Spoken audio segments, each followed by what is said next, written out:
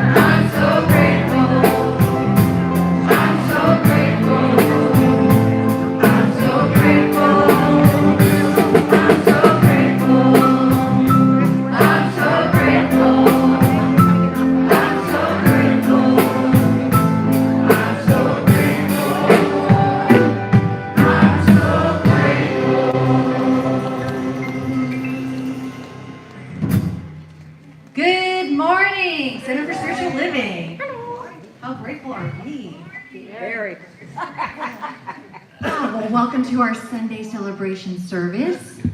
I'm Karen Allen. I am your creative arts minister here at the center. Woo-hoo! Woo! Yay! We love creative arts.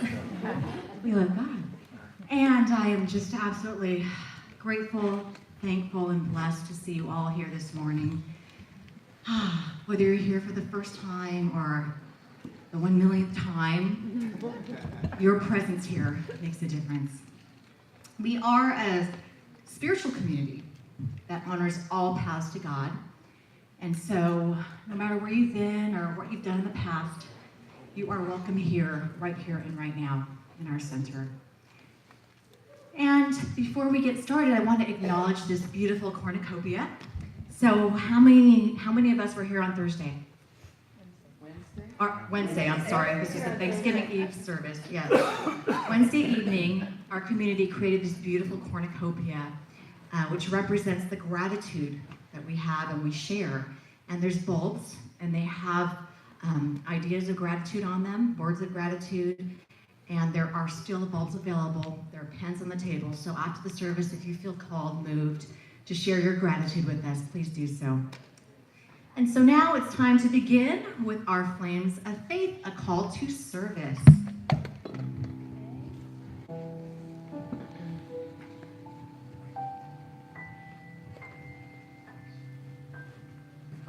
And we perform this ceremony to promote the universal consciousness of life, which acknowledges that all peoples, all faiths, all sentient beings come from the one great universal presence, which we call spirit. Fundamental to this truth is the unifying nature of all religious thought and experience, which we honor here today. We light the candle for the Tao, honoring the universal path of harmony and equilibrium, the natural way. We light the candle for the shamanic traditions, honoring the beliefs and practices of all indigenous peoples, the way of primal spirituality. We light the candle for Hinduism, honoring the path of knowledge, action, and devotion. We light the candle for Judaism, honoring the ethical path of living by sacred law. We light the candle for all forms of Buddhism, honoring the Four Noble Truths and the path of compassion.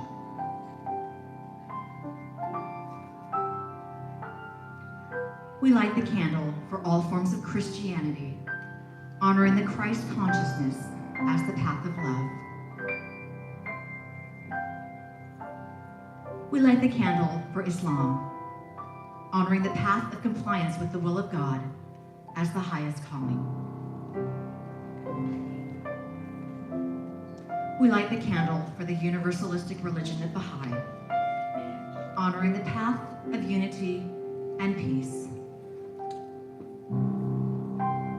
We light the candle for all forms of New Thought, honoring the metaphysical path of mental healing through the practice of universal spiritual principles. And as practitioner Tony Sparks lights the last candle, let it represent the path that brought you here this morning.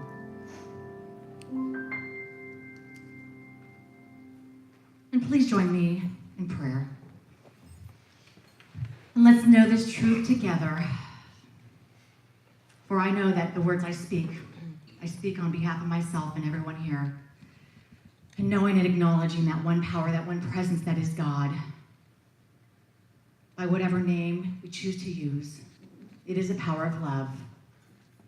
It is that light, it is that energy, it is that infinite source that lives, moves, and breathes everything into existence. It is present right here in this room, in this moment, for it is always where we are. And each one here, each one we see, each one we know, is an expression of that one. We are all expressions of God. We are all loved by that presence because we are that presence. And so what I know and declare is that this time together this morning is absolutely filled with the awareness of God. And each one here brings that awareness to the light as each one opens their minds and their hearts to the truth, to the inspiration, to the words, to the knowledge that is being revealed by means of this time together. I know that each one here is a divine expression and leaves here knowing that truth. Each one here realizes their connection to life itself. And so I give thanks for this time, for each beautiful being here, for the love that is shared, and for the power that makes this so.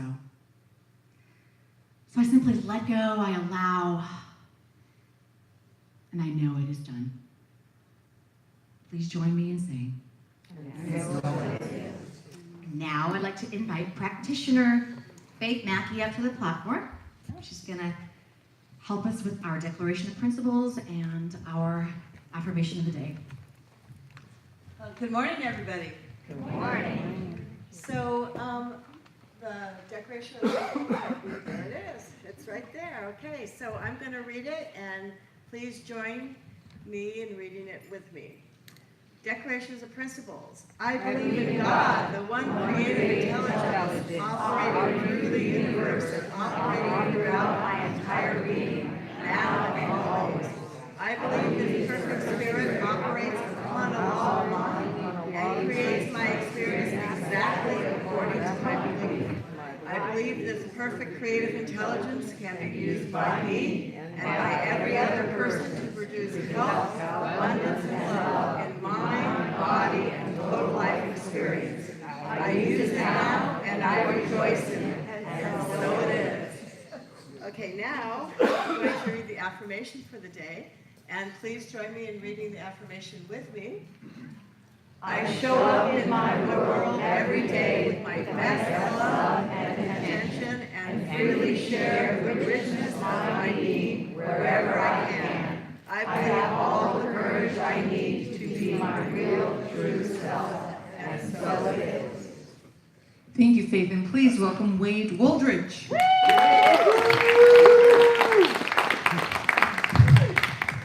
Thank you. Good morning. Good morning.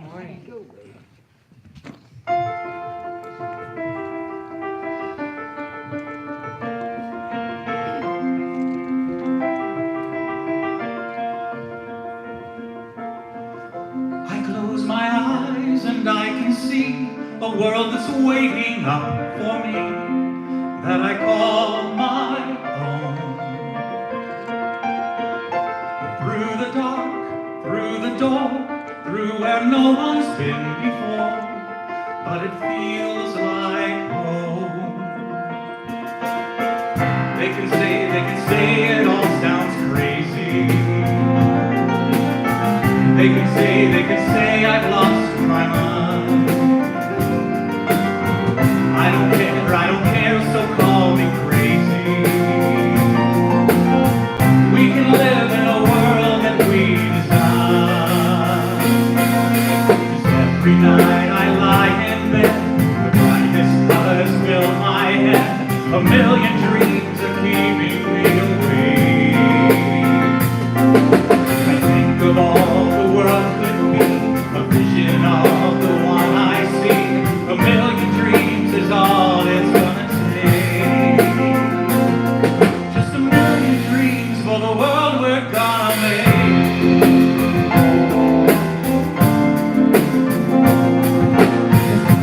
There's a house on a hill, every room inside is filled with things from far away. Special things I compile, each one there to make you smile on a rainy day.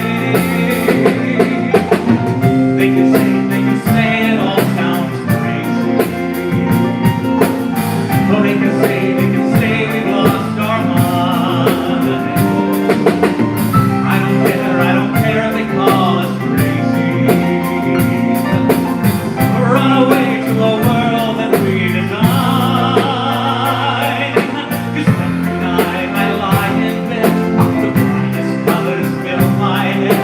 A million dreams are keeping me awake. I think of all the world could be, a vision of the one I see.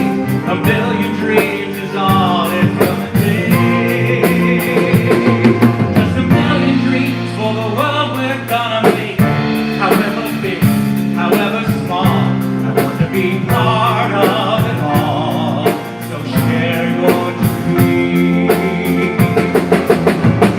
I may be right, I may be wrong, but singing you'll all go along.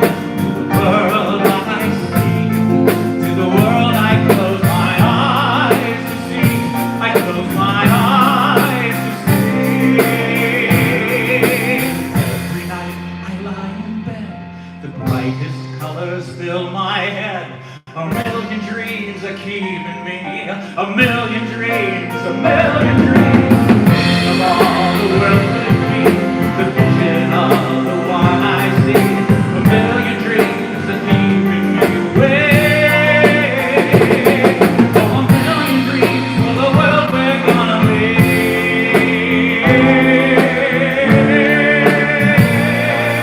The world we're gonna make.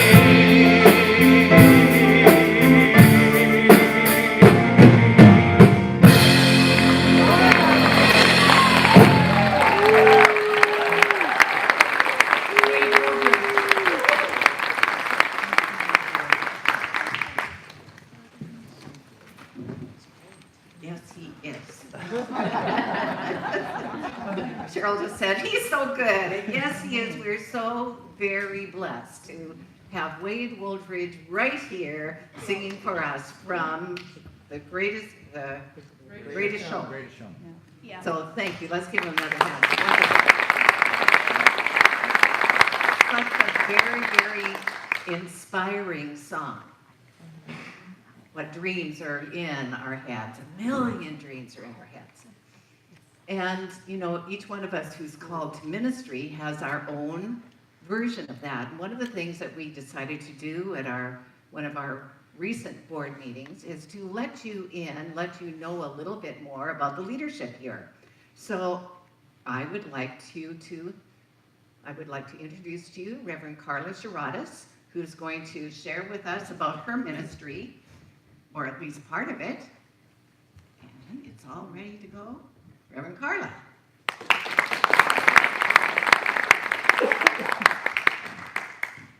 So I wanted to talk to you this morning about friendship circles. They just sound happy, don't they? Yeah. They sound friendly, and they are. So a friendship circle is a close-knit group of 8 to 10 people. They're from our center, hopefully one of you. And they meet once a month in the privacy of somebody's home, in a safe nestling where people can share, enjoy each other, and create together. A friendship circle is a place where we not only get to be heard, but we get to deeply hear another person. We get to share our spirituality with each other. We get to share our lives with each other. And we get to open up in a very exquisite way during these times that we meet together.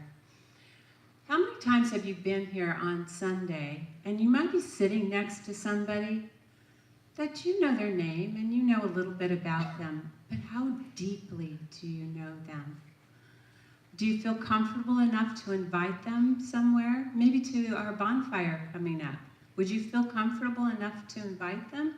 A friendship circle opens up a pathway to learn more about each other in a very deep and profound way. So how many of you here today are in a friendship circle, or were in a sacred circle, which are done the same way? Lots of you. Would you be brave enough just to share, just shout out one or two words that you took home from that experience, or you're still experiencing today? Anyone? Connection. Connection. Family. Support. Support. Community. Love. Inspiration. Inspiration. Oneness. Understanding. Wisdom and fun. Food. And food. I forgot to mention the food. We start that every friendship circle with breaking a little bread together. It's really an inspiring time, just 2 hours once a month, an inspiring time to get to know each other on a deep, profound level. So if you want to know more, please come and see me.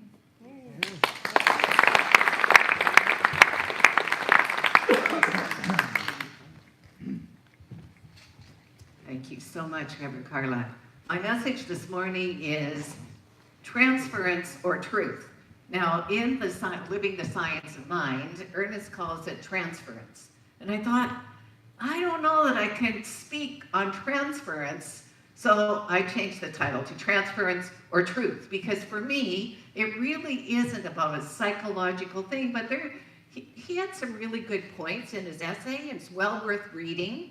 So it's only a 3-page essay, and what he's saying is that in psychology, and see, we have psychologists right here sitting among us, so I feel like a bit of a fraud talking about what happens in a clinical practice when that isn't what I do. But what Ernest says in psychology, the whole point is to go back analyzing your life until you can understand why you are the way you are now. And what happens is, during this time, which takes time, you are likely to transfer your feelings for your parents to your analyst. That's called transference. And if you had good experience with your parents, this will be a positive transference. If you had negative experiences with your parents, it would be negative transference. Well, my dad was a bit of a hero to me, as I've spoken to you before. And any time that I did see him as being human with clay feet, it was really hard for me. It was really hard as a teenager, it was hard as a young person. As I got older, it was easier, but it was still like, oh no, I would rather keep him on that white horse. Yeah. And yet that is not where he belongs. He's long passed, and during his life, the last part of his life, he had dementia, which was Alzheimer's, and his brilliant mind got harder and harder to access. It was very, very difficult for us, the family, to deal with. And so, but having people, men who are brilliant, are very attractive to me. And that's why, so I've been reading Jordan Peterson's wonderful book, 12 Rules for Life. And now, thanks to Mary Casa, because I didn't know he had all these YouTube videos, I've been watching Jordan Peterson. And the more I watch, the more I realize that he isn't perfect, even though his book, he could have been a science of mind minister, because he's speaking pure truth in the book. But when he's interviewed, you see those feet of clay. You see the places where he's, even though he says, always tell the truth, or at least don't lie, that's one of his chapters. It's really a great chapter. When asked in an interview by a, I think, very courageous young woman, she asked him, what was the last lie you told? And he looked at her, and she said, do you ever lie? And he looked at her, he said, everybody lies. And it was the way he said it, was like, okay, this is not the same personality that I've grown to really, really idolize. It isn't the same personality. But does that mean that the principles that he's teaching are incorrect? No. I don't think so. I think that the principles are still the principles. So anyway, back to Ernest Holmes and the science of mind. What Ernest says is, at some point, you have to give up the fantasy that mom or dad is going to save you. You have to give up the idea that there's some other power outside yourself. And Ernest goes on to say that people then transfer that power to a sacred book, a sacred action, a lighting a candle, wearing a sacred charm. And it's all the same thing. It's putting the power outside yourself. The access to the power is within us. We are one with this power. And it's all power. It's not a puny little power. It's not a sometimes power. It is all power. Right where you are, right in this very room, all the power that you would ever want, need, is right where you are. And it is responding to your self-awareness, to your idea of you. That's what it's responding to. It also responds to your idea of other people. But all of that, your idea of you and your idea of other people, is the same thing. When Dr. John Waterhouse was here giving us a board retreat, he gave us this wonderful little gift. It was a 3x5 card, and on one side it says, "Tell me more." On the other side, it says, "It's not about you." It's the greatest little technique to, if someone is wanting to give you some negative feedback, tell me more. Tell me more. And then to remind yourself, it's not about me. It's not about me. It's about them and their need to express, explain, whatever. As we spiritually mature, we are called to be greater and greater connoisseurs of life, greater and greater, with greater ability to be in circumstances, situations, and conversations that we didn't plan exactly, but everything comes to us by right of consciousness. Absolutely everything. Everything comes because there's a gift in it for us. There's something there for us. There's some goodness there, even if it's a difficulty. I had a really amazing Thanksgiving evening, so that it's a poor segue from that too, because these people are like gourmet cooks, and they had this exquisite, wonderful meal and a beautiful table set, and it was such an experience of the abundance and the beauty of life, of God's life. And I know that we did the same thing Thanksgiving Eve when we remembered all of the things that we're grateful for. But what I also know, and I've told you many times, Canadians don't have that Thanksgiving, but we have our various holidays, and we have the same things as everybody has. We have the connection with our family and friends. We have the too much good, too much. For me, I've tried to pretend I was sophisticated and had a martini. This is not a good idea for me. Sorry to the recovery community. Well, actually, I'm glad for the recovery community because maybe I'll be joining you. It wasn't exactly an experience of sophistication for Heather, but I digress. It's not about me.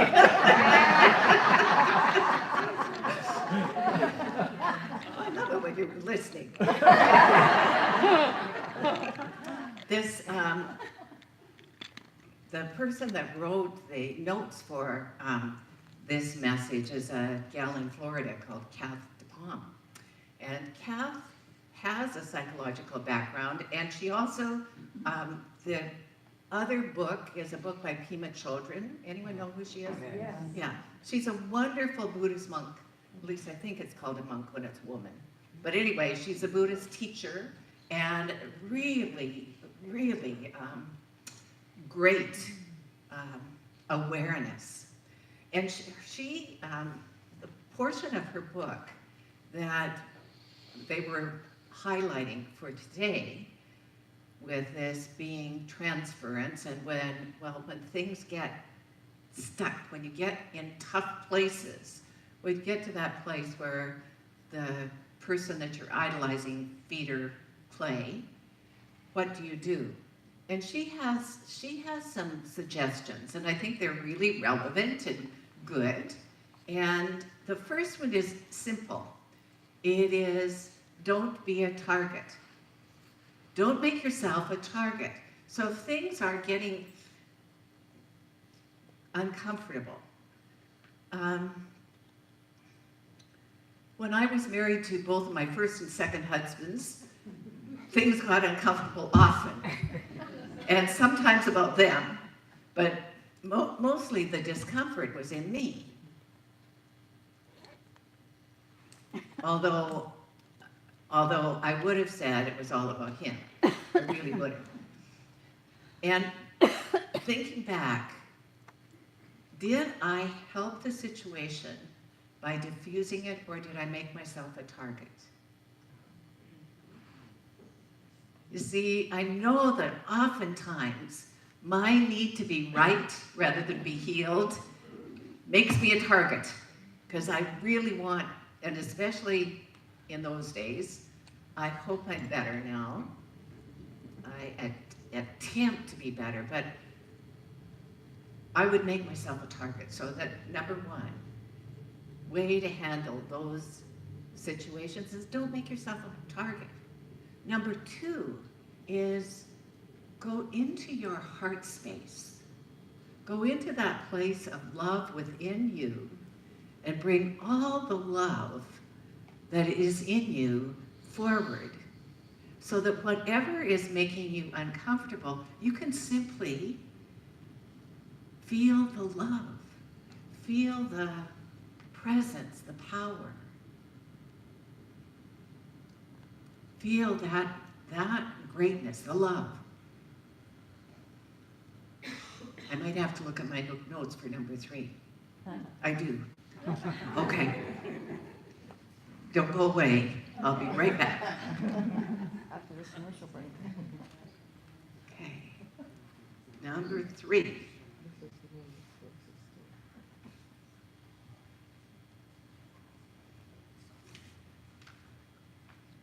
Well, I already talked to you about number 3, but I didn't tell you it was part of this. Number 3 is make all obstacles your teachers. And remember, teachers are good. We're not talking about the one that told you you couldn't sing. We're not talking about the one that hit your fingers with the ruler. We're talking about the good teachers that helped you see the magnificence that you are. That's what a teacher is supposed to do.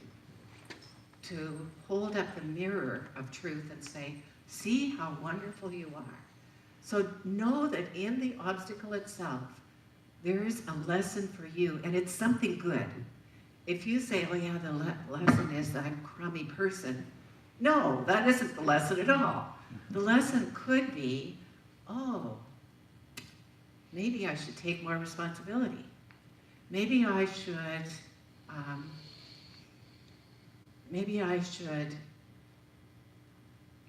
use my wonderful mind to make choices that are in the highest good for all. All of us can do that all the time. But sometimes we forget how powerful we are. Sometimes we forget how powerful we are. Okay. Now I forgot number 4. I must have liked that last time. I got to walk across the stage again. Okay, number 4.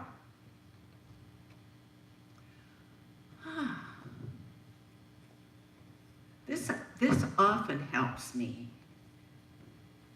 What if when things were not to your liking, if you just remembered Shakespeare's words, all the world's a stage, that what I'm looking at is like a play, and it's just being written, and I happen to be the star of this play. But the other people whom I think are my co-stars maybe just have a walk-on part. Maybe it's a cameo appearance. Maybe it's nothing whatsoever. They're just part of the extras that came on the set. So when you think of life as a play, and you think of yourself as the director of that play, then you've also been the person that cast that play, those people in that play. And again, what you're looking at is how wonderful it is. What your play is telling you about you. Are you going to get the Academy Award for Best Picture? Is it going to be a terror show, or is it going to be a comedy? Is it going to be something that lifts people up and shows them the greatness that they are? I'm sure it is. I am sure it is. That's what we came here to do. And here's what I know. We can do that, regardless what's happened last night, last week, last year. It has nothing to do with what our choices are right now. Our choices right now are for greater and greater good unfolding. Our choices right now are to enjoy the bounty that we have all around us.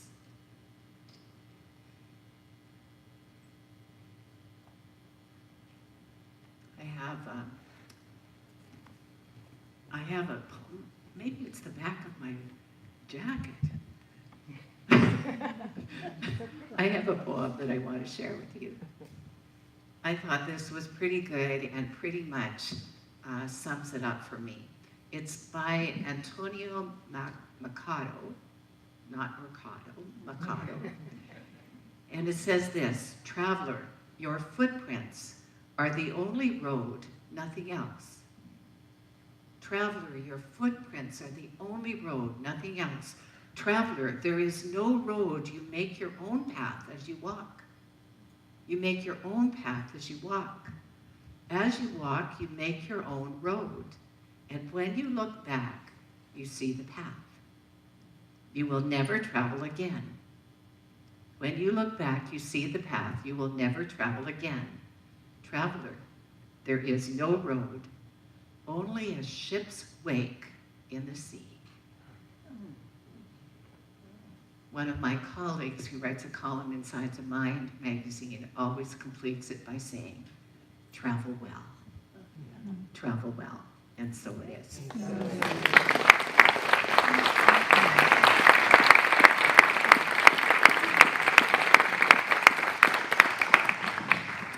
And now we're going to pray well.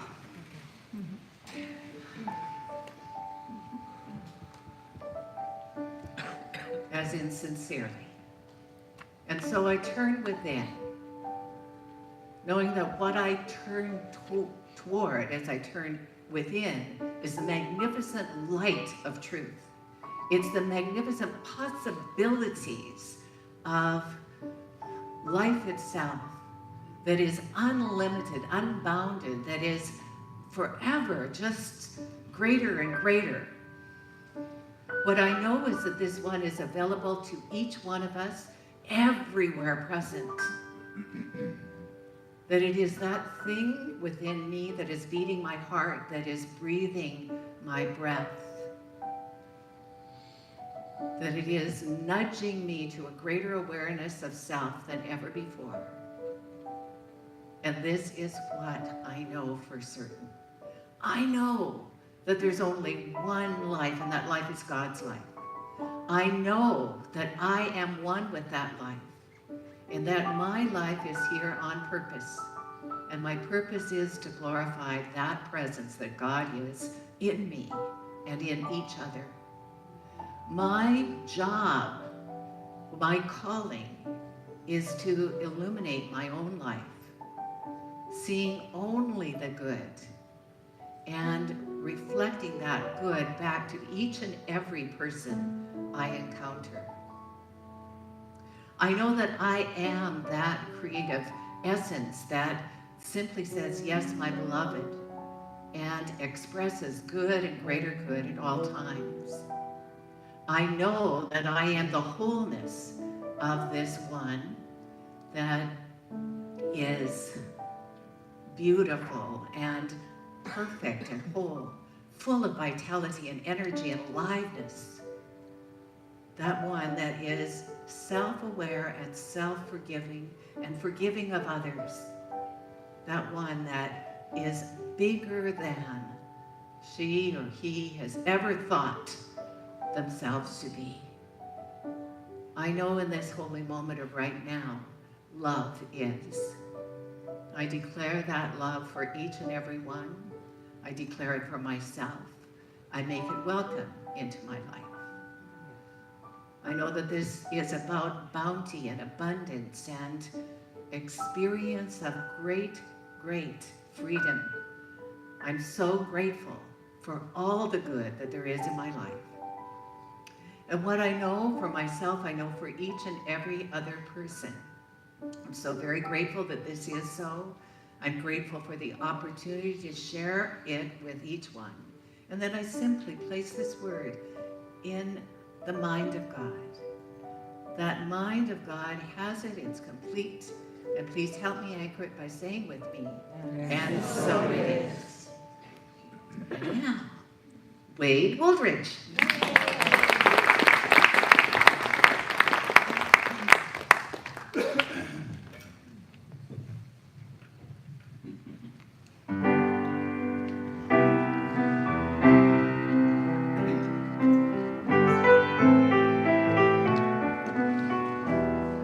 I've got nothing on my mind, nothing to remember, nothing to forget, and I've got nothing to regret. But I'm all tied up on the inside, and no one knows quite what I've got. But I know that on the outside, what I used to be, I'm not anymore.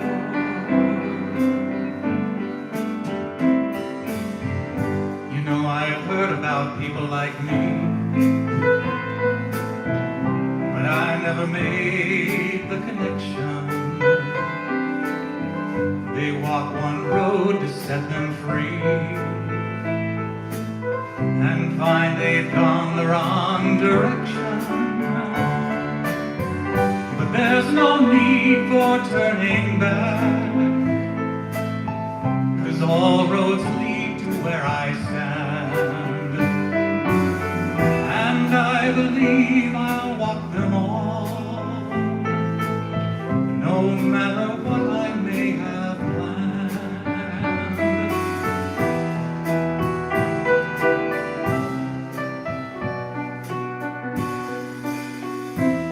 Can you remember who I was? Can you still feel it? Can you find my pain? Can you hear it?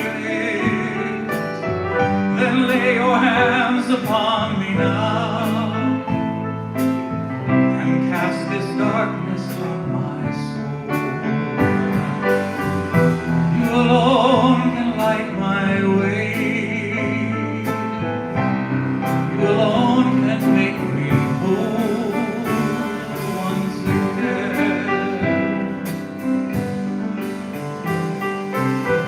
We walk both sides of every street, through all kinds of windy weather, but that was never our defeat. As long as we could walk together, so there's no need for turning back, 'cause all roads lead to where we stand. And I believe we'll walk them all,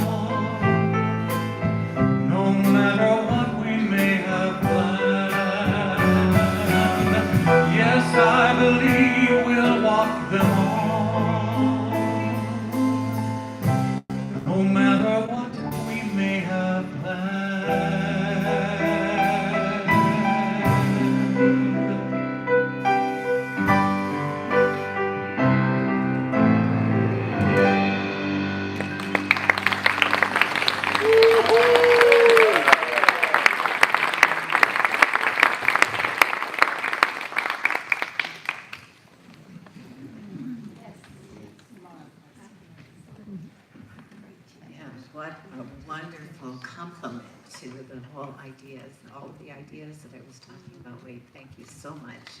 Beautiful. It's time now for us to share our gifts, our tithes, our offerings. If the stewards would please come forward.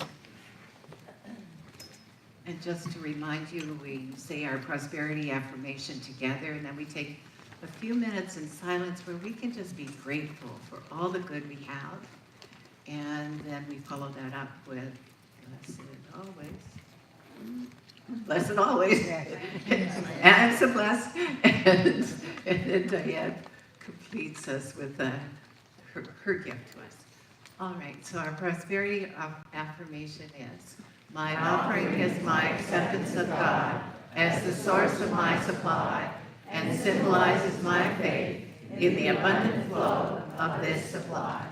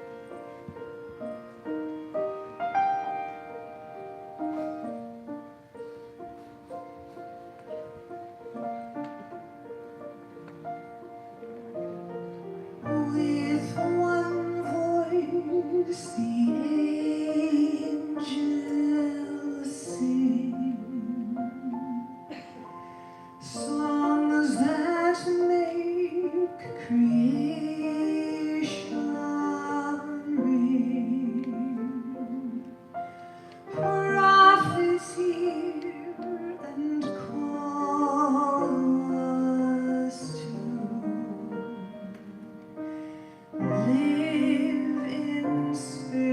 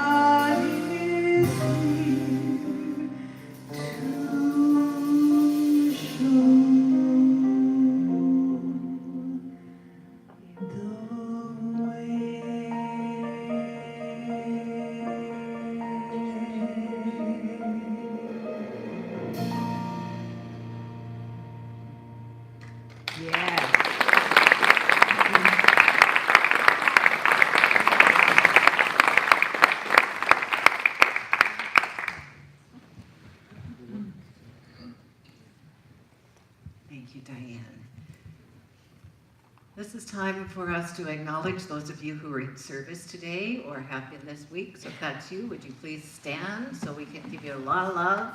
Thank you so much for all that you give. A special group of people are practitioners, and if they remain standing, practitioners are trained in the art and science of affirmative prayer. If you want your life transformed, make an appointment to see one of these people. To get a taste of that on a Sunday, stop by one of the prayer tables or in the Tranquility Room. The people in service today are Tony Sparks, Kathy Story, Faith Mackey, and Jill Burnett. Let's acknowledge our practitioners. If you are joining us for the first time today, we have a little gift for you, and all you need to do is jump up or raise your hand, and it will be delivered to you. Anybody here for the first time? Right back here. Right here. You have to kind of leave your hand because they have to see it. That makes sense. So happy you were here. There's some information about our center and also a card to fill out and then take to the bookstore and receive another gift. It's a book. So let's acknowledge our visitors. We're going to affirm you, so just if you're comfortable standing, that's great. If you're not, just sit where you are. And congregation, just repeat after me. Welcome to our center. Welcome to our center. You have blessed us by being here. You have blessed us by being here. We know that you're spiritual beings. We know that you're spiritual beings. Thank you and welcome. Thank you and welcome.